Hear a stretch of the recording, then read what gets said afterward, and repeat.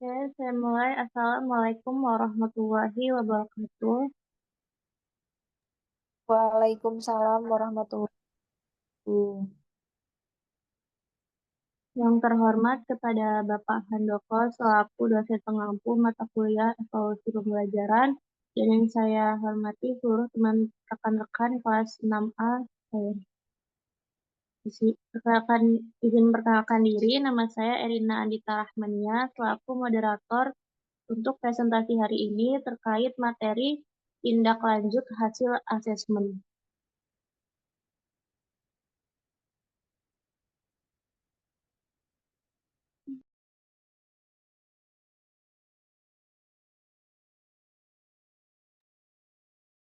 Kami dari kelompok 12 yang beranggotakan, itu yang pertama saya sendiri, Rina Dita Rahmania, dengan NPM 21103053137, 2113053 dan Pratnya Paramita dengan NPM 211305304. Langsung saja pada pembahasan materi yang pertama itu ada kegiatan tindak lanjut. Dalam proses belajar mengajar selalu ada peserta didik yang memerlukan bantuan, baik dalam mencerna bahan pengajaran maupun dalam mengatasi kesulitan-kesulitan belajar mereka. Dengan peranan keaktifan siswa, diharapkan penguasaan tuntas bagi setiap mata pelajaran dapat lebih ditingkatkan, sehingga tujuan instruksional yang hendak dicapai dapat tercapai dengan baik.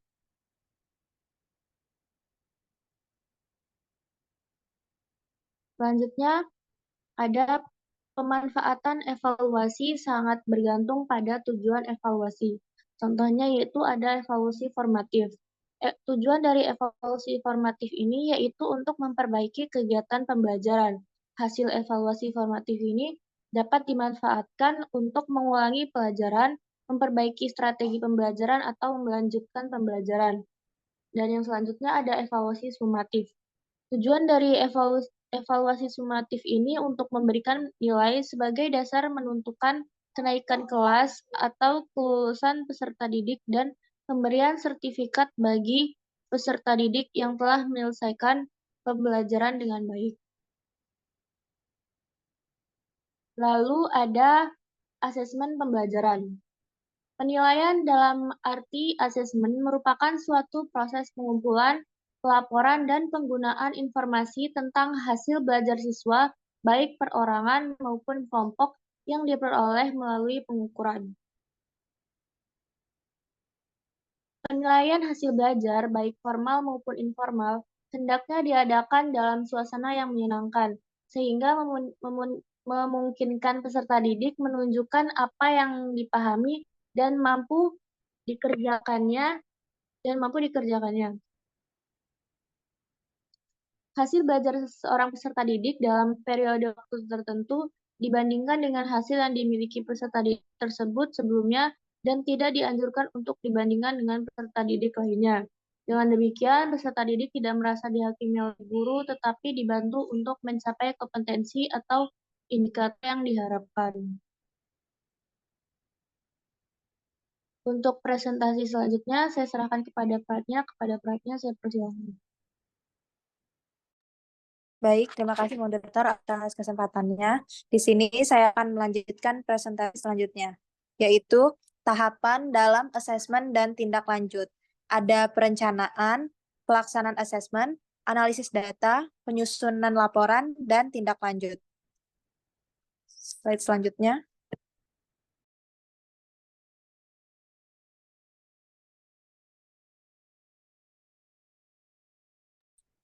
Program remedial dan pengayaan sebagai upaya tindak lanjut evaluasi pembelajaran.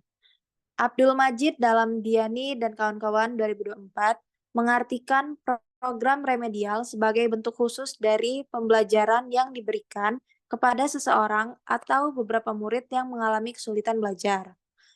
Remedial dapat dimaknai sebagai program yang dirancang oleh pendidik untuk membantu kesulitan belajar serta memperbaiki capaian peserta didik yang masih memiliki capaian di bawah standar kelulusan. Slide selanjutnya. Pelaporan hasil evaluasi pembelajaran. Ada 3 langkah pokok dalam prosedur pengelolaan hasil evaluasi pembelajaran. Yang pertama yaitu men-skor. Men-skor yaitu memberikan skor pada hasil evaluasi yang dapat dicapai oleh peserta didik. Untuk men-skor atau memberikan angka diperlukan 3 jenis alat bantu, yaitu kunci jawaban, kunci scoring, dan pedoman konversi. Yang kedua, mengubah skor mentah menjadi skor standar sesuai dengan norma tertentu.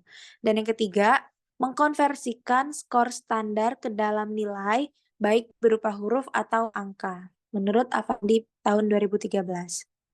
Slide selanjutnya.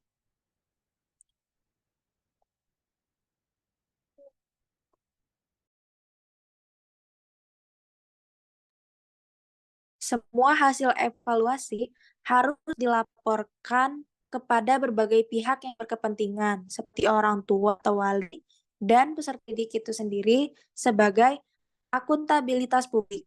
Sebaliknya, jika hasil evaluasi itu tidak dapat dilaporkan, orang tua peserta didik tidak dapat mengetahui kemajuan belajar yang dicapai anaknya. Karena itu pula, mungkin orang tua peserta didik mempunyai sikap dan rencana yang pasti terhadap anaknya, baik dalam rangka pemilihan minat dan bakat, bimbingan maupun untuk melanjutkan studi yang lebih tinggi. Baik, saya kembalikan kepada moderator. Baik, terima kasih kepada Prof. Pramita atas penyampaian materinya. Selanjutnya ada sesi tanya jawab yang terbagi dalam satu termin saja. Yang dalam satu termin ini terdapat 4 penanya. Bagi teman-teman sekalian yang ingin bertanya, saya persilahkan.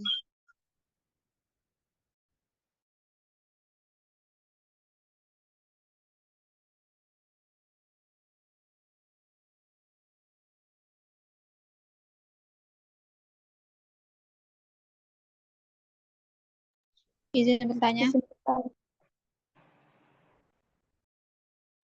Ya, silahkan Julia.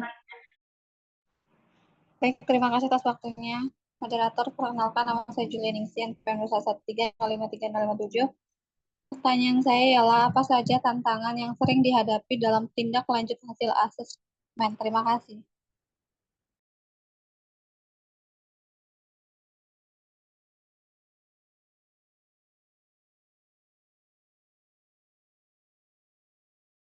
Terima kasih kepada Julia. Apakah ada yang ingin bertanya lagi?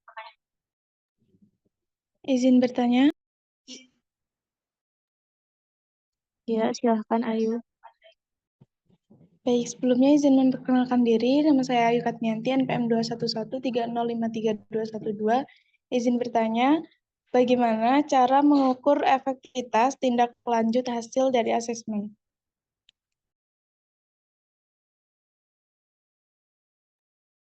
Terima kasih Ayu. Apakah ada lagi yang ingin bertanya?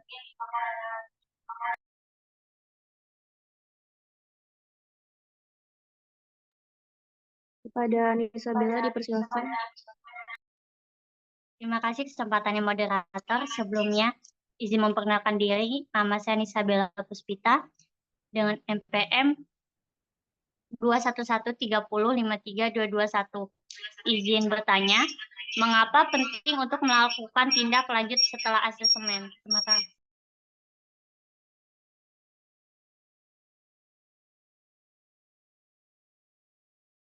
Terima kasih kepada Nisa Bella. Untuk satu penanya lagi, dipersilakan.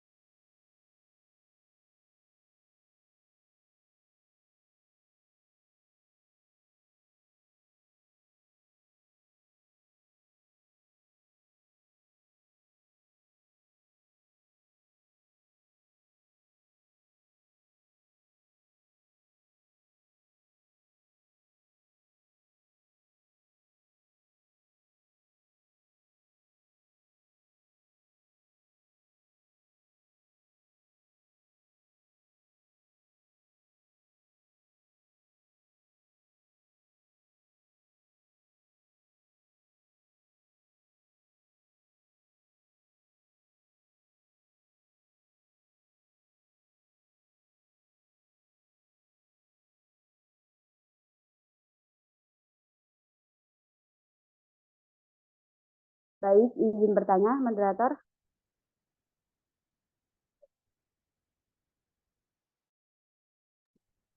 Baik, Pak Danuzul dipersilahkan. Pertanyaannya ada, sebelumnya perkenalkan nama saya Nuzul Rahmah. NPM 216303005. Apa saja jenis kegiatan tindak lanjut yang paling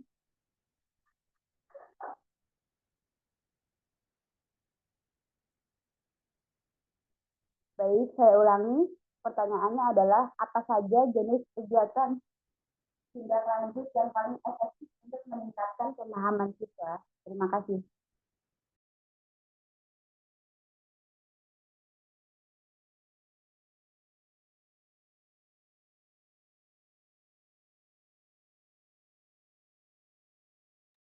Terima kasih kepada Nuzul Rohmah. Ini kami akan langsung menjawab pertanyaan dari teman-teman sekalian. Kepada Mita, dipersilahkan. Baik, izin menjawab pertanyaan dari Ayu Katmianti. Pertanyaannya, bagaimana cara mengukur efektivitas tindak lanjut hasil asesmen? Efektivitas tindak lanjut hasil asesmen dapat diukur dengan berbagai cara, antara lain yang pertama, peningkatan hasil belajar siswa. Ini adalah salah satu indikator utama keberhasilan tindak lanjut. Guru harus memantau kemajuan siswa secara berkala dan membandingkannya dengan tolak ukur atau target yang telah ditetapkan. Yang kedua, melalui persepsi pemangku kepentingan seperti guru, siswa, orang tua, dan administrator sekolah harus disurvei untuk mendapatkan umpan balik tentang proses tindak lanjut. Umpan balik ini dapat membantu mengidentifikasi area yang perlu ditingkatkan. Yang terakhir, penggunaan data assessment. Guru harus menunjukkan bagaimana mereka menggunakan data assessment untuk menginformasikan pengajaran dan pembelajaran di kelas. Bagaimana, Ayu? Apakah sudah cukup jelas?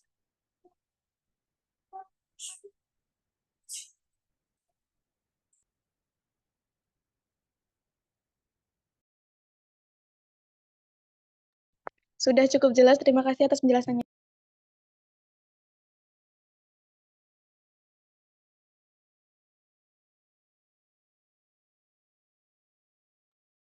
Selanjutnya, saya akan menjawab pertanyaan dari Julia Ningsih. Pertanyaannya, apa saja tantangan yang sering dihadapi dalam tindak lanjut hasil asesmen?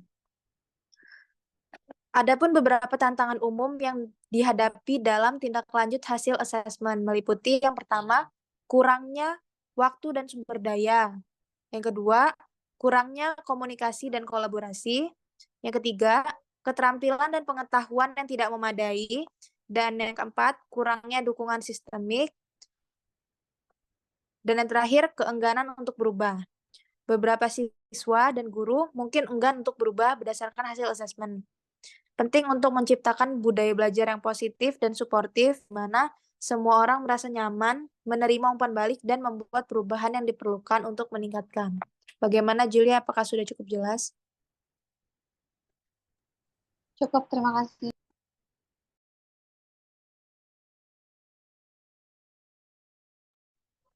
Baik, di sini saya akan menjawab pertanyaan dari Nuzul, yaitu apa saja jenis kegiatan tindak lanjut yang paling efektif untuk meningkatkan pemahaman siswa.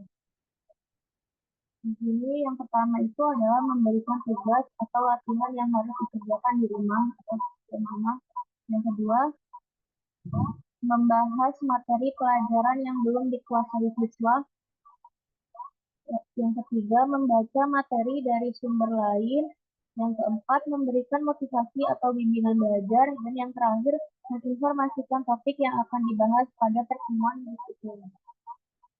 Kepada Nuzul, apakah sudah mengerti? Baik, terima kasih, sudah jelas. Selanjutnya saya akan menjawab pertanyaan dari Anissa Bella, yaitu mengapa penting untuk melakukan tindak lanjut setelah asesmen.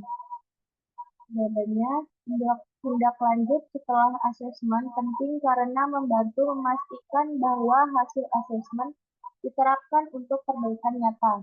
Ini memungkinkan identifikasi kekuatan dan kelemahan individu atau organisasi, serta memberikan dasar untuk pengembangan rencana aksi yang spesifik.